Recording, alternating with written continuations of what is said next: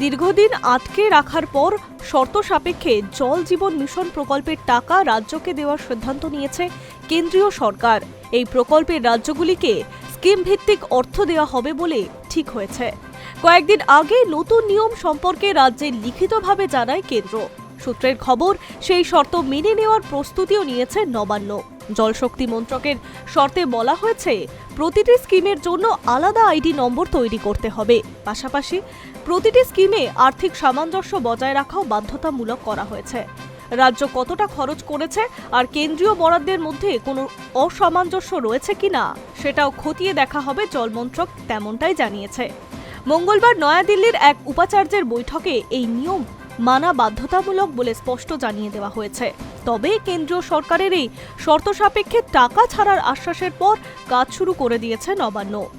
জনস্বাস্থ্য কারিগরি দফতরের সব এক্সিকিউটিভ ইঞ্জিনিয়ারকে ইতিমধ্যেই জরুরি নির্দেশ দেওয়া হয়েছে দ্রুত আইডি নম্বর তৈরি কাজে নামতে। কেন্দ্রীয় পোর্টাল ব্যবহার করে ইতিমধ্যেই 55টি স্কিম আইডি তৈরি হয়েছে বলে দপ্তর সূত্রে খবর।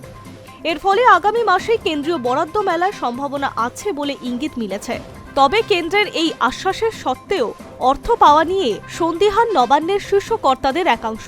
কারণ 100 দিনের কাজের টাকার ক্ষেত্রে কলকাতা হাইকোর্ট এবং সুপ্রিম কোর্টের সরকারকে পশ্চিমবঙ্গের এই প্রকল্প শুরু করে অর্থ বরাদ্দের নির্দেশ দিলেও তা এখনো করা হয়নি। তাই নবান্নের আধিকারিকদের একাংশ মনে করছে, যতক্ষণ না বরাদ্দ অর্থ পাওয়া যাচ্ছে ততক্ষণ এই বিষয়ে সন্দেহ থেকেই যাচ্ছে। এক আধিকারিকের কথায়, রাজ্য সরকার জল জীবন মিশনের নাম জল স্বপ্ন করেছে। এই অভিযোগ তুলে কেন্দ্র টাকা আটকে দেয়।